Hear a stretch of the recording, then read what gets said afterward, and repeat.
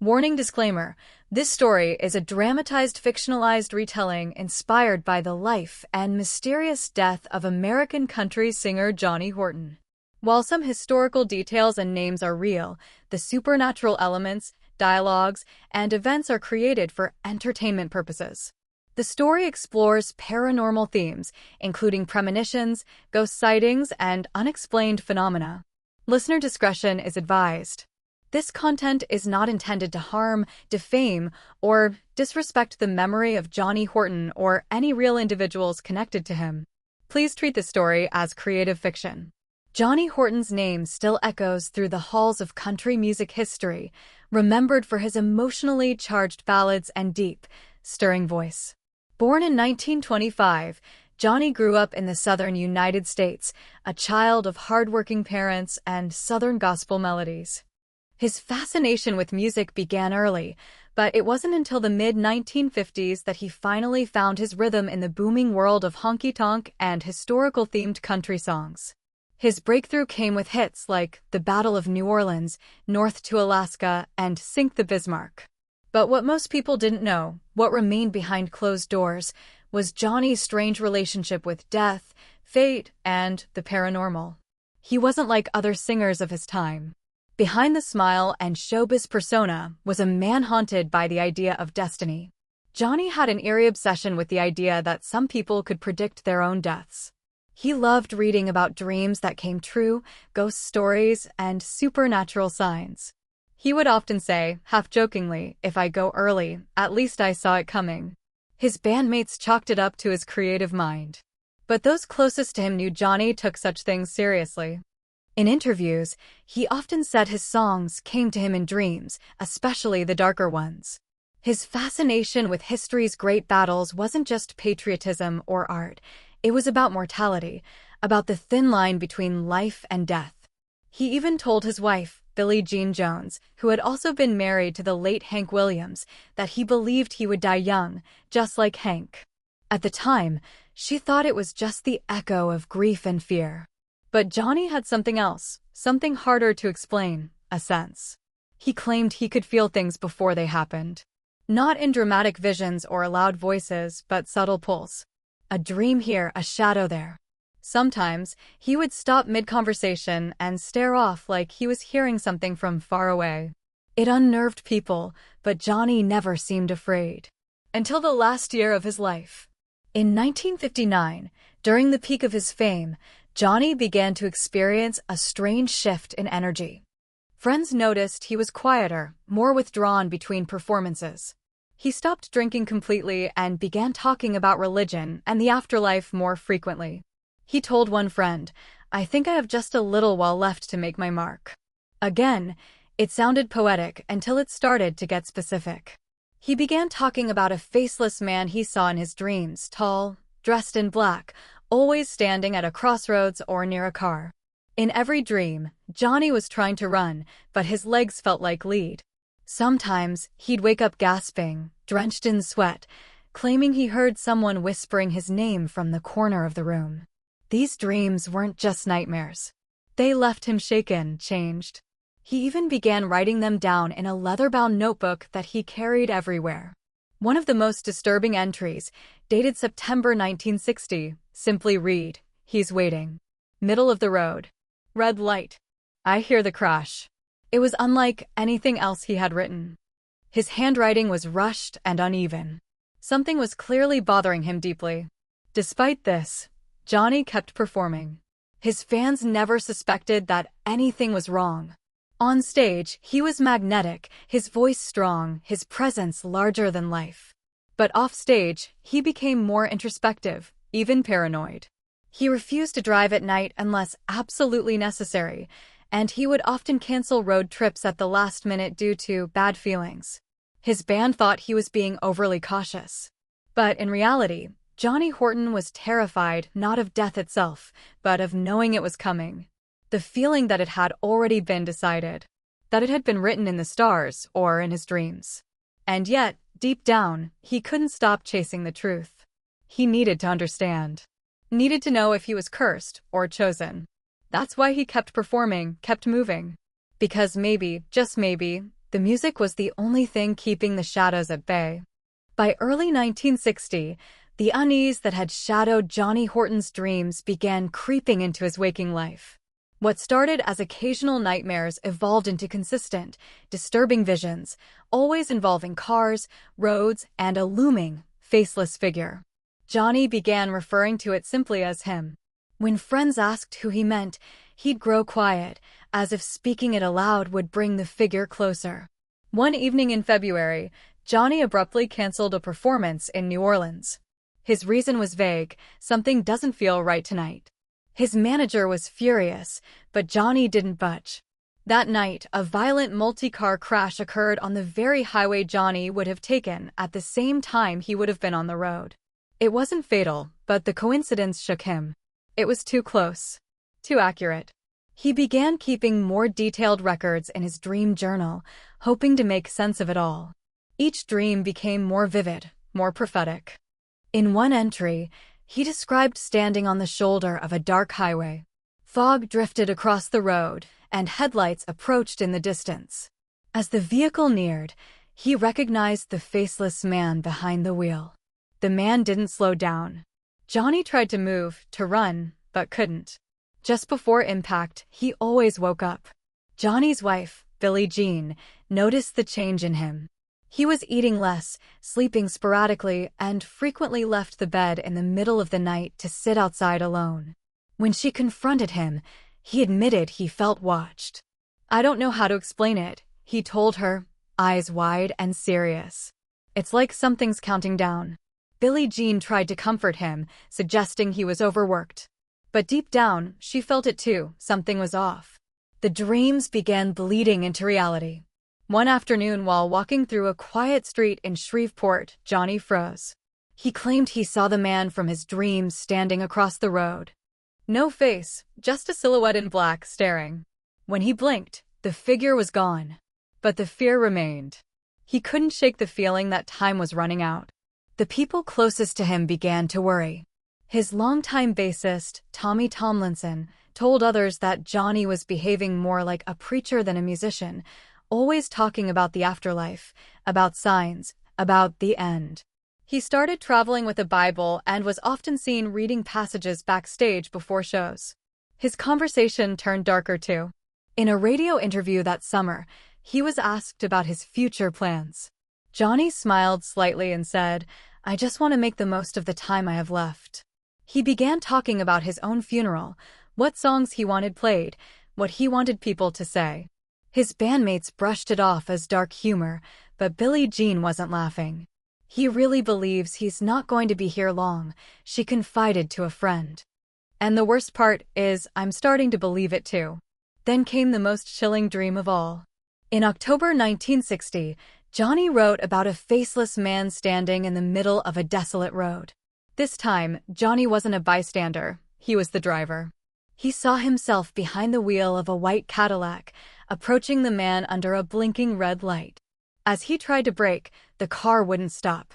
The man raised his arm and pointed directly at him, and just as the car collided, Johnny woke up screaming.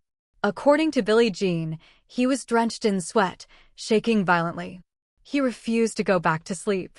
From that night onward, he told everyone he trusted that something was coming soon. He called it the crossing. He warned his bandmates to stay sharp, to be careful on the road. He even asked one of them to hold onto a sealed envelope in case something happened. When asked what was inside, he replied, "Just in case I'm right." Johnny began turning down invitations and interviews, spending more time at home. His friends said he seemed peaceful, almost resigned. But there was one performance he insisted on doing, one final show in Austin, Texas. He said he felt it had to happen. "If I don't face it," he whispered to Billie Jean, "it'll just follow me forever." And so, with that heavy sense of finality, Johnny Horton packed his guitar, kissed his wife goodbye, and left for what would become the last night of his life. The air in Austin was heavy that night. The city was buzzing with anticipation as fans gathered at the Skyline Club, eager to see Johnny Horton perform. He hadn't played live in weeks, and rumors swirled that this might be one of his last shows before a long hiatus. But while his fans were filled with excitement, Johnny carried a weight no one else could see. He had a strange, quiet intensity about him, focused, polite, but distant. Like a man walking towards something inevitable. Before the show, Johnny sat alone in a dimly lit backstage room, tuning his guitar in silence. The noise of the crowd barely reached him. He kept glancing toward the door, as if expecting someone or something to walk through. His bandmates assumed he was just nervous, but Johnny wasn't anxious about the performance. He was waiting for a sign. And then she arrived. A middle-aged woman with dark eyes and silver-streaked hair introduced herself as Lydia. She wasn't part of the club staff. No one knew how she had made it backstage, but she carried herself with an eerie calm that made everyone hesitate to question her. She claimed to be a local psychic and said she had a message for Johnny. At first, the band laughed it off. These kinds of people showed up now and then, especially around celebrities. But Lydia didn't laugh. She simply looked at Johnny and said, "You've already seen him, haven't you?" Johnny froze. He hadn't told anyone outside his inner circle about the faceless man from his dreams. Billie Jean hadn't mentioned it to the press, and he hadn't written about that specific detail in his journal. Still, Lydia described the figure perfectly: tall, motionless, wearing black, with a smooth void where his face should have been. She sat across from Johnny and said softly, "You need to prepare yourself. The crossing is near." Those words echoed exactly what he'd been calling it in private, the crossing. The room fell silent. The bandmates who had dismissed her moments ago now looked between Johnny and Lydia with growing unease. Lydia explained that some people are sensitive to death, not just afraid of it, but aware of it before it arrives. "You're one of them," she told him. "It's why you write about it so well. You've always had one foot on the other side." Johnny didn't speak. He just stared at her, eyes wide, breathing slow. She warned him that the road he was about to take would lead directly to the place from his dreams. She described a red blinking light, a dark curve, and a sudden flash. "You won't see it coming," she whispered. "But you've already been there 1,000 times in your sleep." Johnny finally asked her the question that had been torturing him for months. "Can I change it?" Lydia looked pained. "Sometimes, no matter how much we see the future, we can't change it. The premonition isn't a warning. It's a gift of peace, if you choose to accept it." She handed him a small pendant, a charm shaped like an eye. "Wear this tonight," she said. "It won't stop what's coming, but it'll help you cross without fear." Then, without another word, she left the room and was never seen again. Johnny stared at the charm in his hand for a long time. When his bandmates asked what she said, he only smiled faintly and replied, "Nothing I didn't already know." He tucked the pendant into his jacket pocket and walked toward the stage. That night, Johnny Horton gave a performance that would be remembered for generations. He sang with raw emotion, his voice filled with haunting clarity. He ended the set with "Whispering Pines," a song about longing and loneliness that left the crowd in stunned silence. Backstage, as the applause faded, he turned to his bassist and said, "This was the one. The show I had to do." As they loaded their gear and prepared for the drive home, Johnny was unusually calm. No more fear, no more questions. He leaned against the van and looked up at the sky. "He'll be there tonight," he murmured, "but I'm not afraid anymore." And then, just past 2 a.m., Johnny Horton and his band left the Skyline Club and drove into the night toward fate, toward prophecy, toward the faceless man waiting at the edge of the road. The days leading up to Johnny Horton's final performance were marked by a strange combination of serenity and tension, like the silence before a coming storm. Those closest to him noticed a change, but couldn't quite describe it. He wasn't panicking, nor was he depressed. In fact, some said he seemed at peace, almost like someone who had finally stopped fighting something inevitable. But underneath that calm exterior was a man fully aware that the countdown was nearly over. Johnny spent more time at home in the last week of October 1960. He canceled small gigs and turned down interviews. Instead of chasing the spotlight, he focused on his family. He took long walks with his daughters, helped Billie Jean with house chores, and even sat down one afternoon to write letters that he never mailed. They were sealed and left in a drawer marked with names. One was for Billie Jean, one for his mother, and one for a bandmate. They wouldn't be opened until after the funeral. He started sleeping less and talking more about the past, about the dreams, and about what he now referred to as the appointment. To Johnny, this wasn't just superstition anymore. It was scheduled. He'd begun saying strange things like, "I'm just finishing up what needs to be done," or "I can hear the road calling." When Billie Jean pressed him about it, pleading with him to cancel the Austin show, he simply said, "If I don't go, it'll come for me anyway. At least this way, I'll be ready." He began preparing in subtle ways, giving away personal items to friends, revisiting places from his childhood, and even paying visits to people he hadn't spoken to in years. To some, it felt like he was making peace with his life, saying goodbye without ever using the words. 2 nights before the Skyline Club show, Johnny stayed up late, playing his guitar softly by the fireplace. Billie Jean found him there around 3 a.m., gently picking out the melody to an unfinished song. When she asked what it was, he said, "It's for the ride." He wouldn't explain further. On the day of the show, November 4th, 1960, Johnny was unusually quiet during the drive to Austin. His bandmates later recalled how he stared out the window for most of the trip, barely speaking. But when they arrived at the Skyline Club, he lit up. Not in a joyful, energetic way, but like a man walking into a place he'd already seen in his dreams. He ran through soundcheck as usual, but then walked the entire club alone, as if memorizing it. He stood at the back of the room, where the light barely reached, and whispered something to himself. One of the stagehands swore he heard Johnny say, "It's tonight. This is the road." After the show, which was one of Johnny's best, he lingered. He didn't rush to leave like most musicians did after a late gig. Instead, he took his time packing up, shaking hands with fans, and thanking the staff. One bartender remembered him leaving a larger tip than usual, along with a note scribbled on a napkin, "Thanks for the send-off." By 1:30 a.m., Johnny and his band loaded into the car for the drive back toward Shreveport. His bassist, Tommy Tomlinson, sat in the front seat. Johnny was in the back. The mood was unusually quiet. Somewhere around 2 a.m., Johnny said something that chilled the others. "If anything happens," he muttered, "don't be afraid. I've seen it already." Tommy asked what he meant, and Johnny just gave a half smile and leaned his head back. He reached into his coat and clutched the pendant the psychic had given him, now hanging from a leather cord around his neck. The car moved through the Texas darkness, the highway empty except for them and the occasional flickering red lights ahead.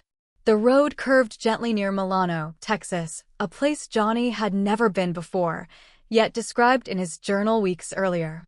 As they approached the intersection, a pair of headlights suddenly emerged from the blackness, coming fast, without warning.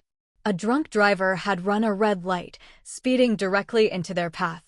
The collision was instant, devastating. Johnny Horton was pronounced dead shortly after the crash. He was only 35 years old. His bandmates survived, though with serious injuries. In the days that followed, each of them spoke of the same strange detail: Johnny didn't scream. He didn't flinch.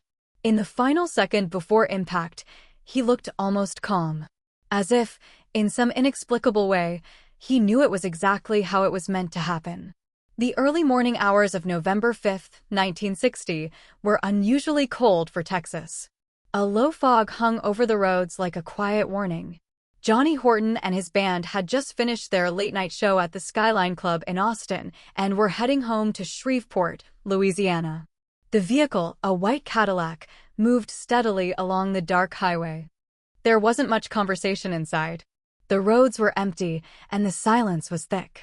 Johnny sat in the back seat, gazing out the window into the blackness beyond. He had barely spoken since they left the club. His bassist, Tommy Tomlinson, sat in the front passenger seat, while guitarist Tillman Franks drove. The hum of the tires on the pavement was nearly hypnotic. Every few miles, a blinking red light would flash through the windshield, casting momentary shadows across their faces. Around 2 a.m., they approached the small town of Milano, Texas. It was the kind of place most people pass through without ever knowing its name. The streets were empty. Just a gas station on the corner, a few scattered homes, and a lonely intersection governed by a blinking light. As they neared the crossing, headlights suddenly appeared from the left, coming fast, too fast. A pickup truck, driven by a man heavily intoxicated, had run the red light at full speed. There was no warning. No time to brake. The two vehicles collided head-on in a violent explosion of glass, metal, and silence-shattering noise. Witnesses from nearby houses rushed outside, some in robes and slippers, drawn by the sound of the crash. What they found was a crumpled mass of steel, wheels still spinning, steam hissing from the engines. The front of Johnny's car had been crushed inward. The doors were jammed. Shattered glass littered the road like diamonds in blood. Emergency responders arrived quickly. Tommy and Tillman were both injured, bleeding but alive. But in the back seat, Johnny was unresponsive. His body had taken the worst of the impact. Medics tried to resuscitate him on the scene, but it was already too late. His chest had collapsed, and he had massive internal injuries. At 2:15 a.m., Johnny Horton was officially pronounced dead.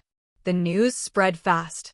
By sunrise, headlines were already reporting, country music star Johnny Horton killed in car crash. Radio stations across the country began playing his music in tribute. Fans cried. DJs choked up mid-sentence. The Skyline Club closed for the night in his honor. But amid the grief, there was something else, something that made the accident feel different from the others. There were whispers. First, from the paramedics who arrived at the scene. One of them claimed that when he opened the back door to reach Johnny, he felt a wave of cold air rush out, like opening a freezer. He said it made the hair on his arms stand up. Another rescuer mentioned a strange figure standing across the road as they pulled up, a tall silhouette, unmoving, watching. But when he turned to look again, it had vanished. The tow truck driver who came later also reported something odd. Despite the car being totaled, the leather pouch around Johnny's neck was still intact. Inside was the pendant the psychic had given him. It was warm to the touch, even though the night air was cold and damp. The man later admitted he threw it away after the incident.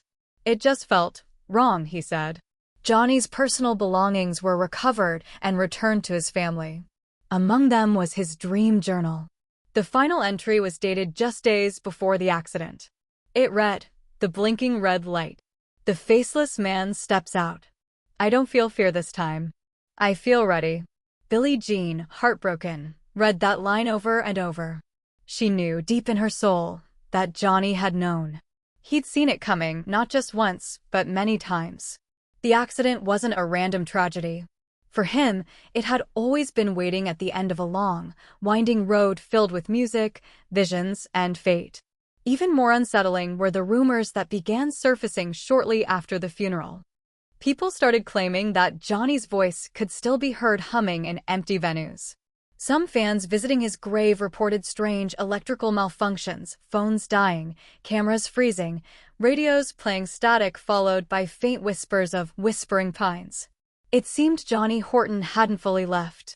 In the days and weeks following Johnny Horton's death, an eerie stillness settled over the people and places closest to him. His family mourned in private, the music world paid its respects, and tributes flooded radio stations across the South. But beneath the surface of public grief, a darker current began to stir, one that hinted Johnny's story hadn't ended with the crash on that lonely Texas road. It started with the car. After the accident, the wrecked white Cadillac was taken to a local impound yard. Mechanics and investigators came to examine it, some for official purposes, others out of morbid curiosity. But no one could explain certain things. The temperature inside the vehicle, for instance, remained cold to the touch, unnaturally cold, even when left under the sun. One man described it as like standing next to an open freezer, especially in the back seat where Johnny had died. Electrical systems in the car behaved erratically. A mechanic attempting to reconnect the car battery reported the headlights flickering on by themselves, even though the wiring had been torn apart in the crash. The radio also powered on briefly without a dial turn, playing only static and then a single line of a familiar melody, "When It's Springtime in Alaska," before cutting off completely. The car was eventually scrapped, but not before several workers refused to go near it again. Then came the stories from the Skyline Club. Within a week of Johnny's death, staff at the club began experiencing strange occurrences. Bartenders reported glasses shattering on their own. Amplifiers and microphones would switch on late at night, buzzing softly with feedback even when unplugged. One night, a musician rehearsing on stage claimed he heard someone softly humming along with him, but the club was empty and no one else was near the stage. The club owner, who had initially dismissed the reports, became a believer after closing late one night. As he turned off the lights, he heard the unmistakable sound of boots walking across the stage.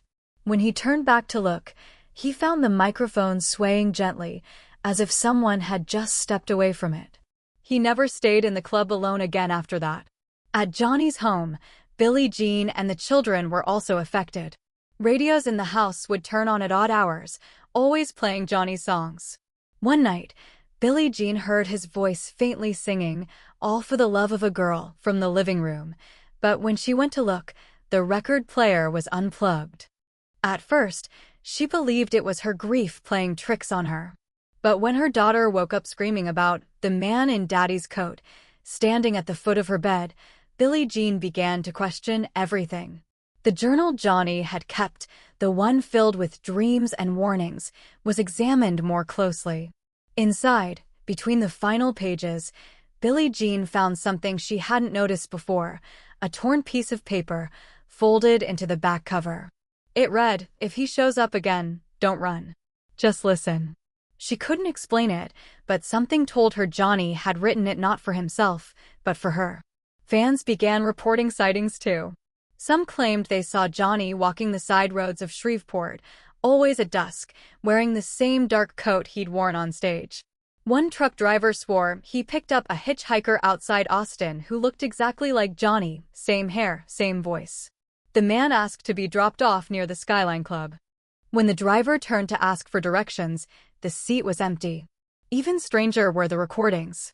A radio DJ in Dallas, who had played a tribute set for Johnny, reviewed his broadcast only to hear a faint whisper layered beneath one of the songs. When he enhanced the audio, the whisper seemed to say, "I told you I'd see the end."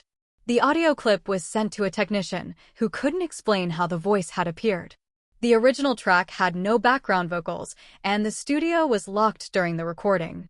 Whether it was Johnny's spirit reaching out, or the emotional residue of a man who had touched death long before it claimed him, no one could say for sure.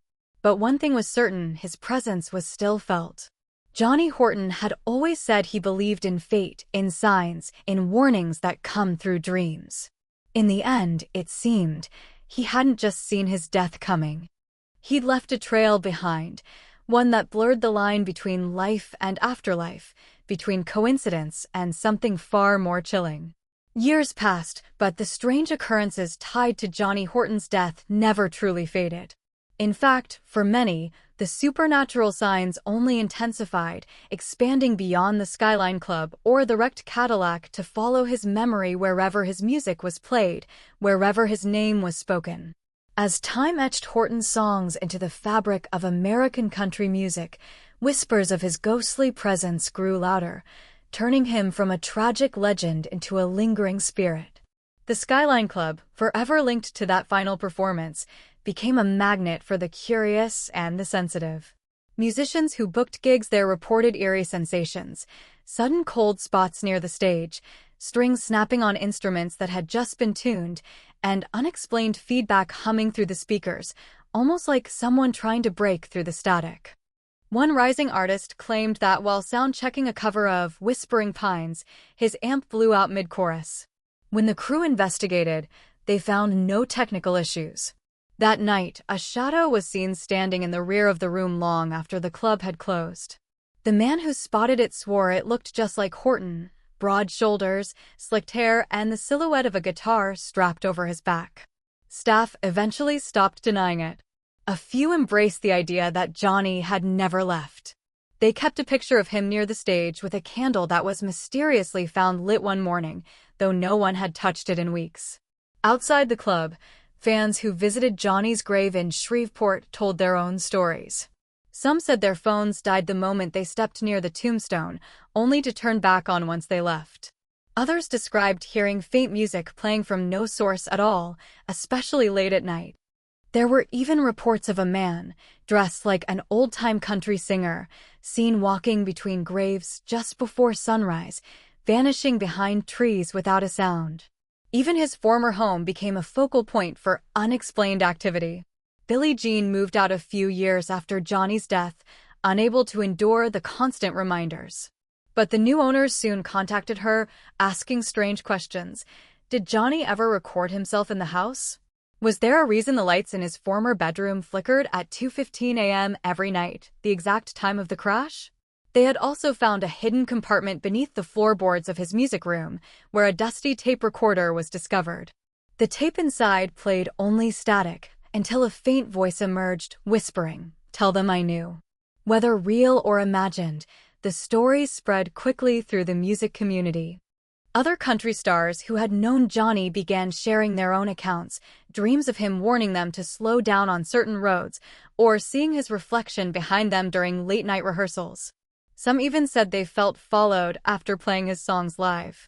One popular singer removed "The Battle of New Orleans" from his set list after claiming Johnny appeared in his hotel room mirror that night, just for a second, before disappearing with a cold breath across the glass. Despite, or perhaps because of, these reports, Johnny Horton's legacy only grew.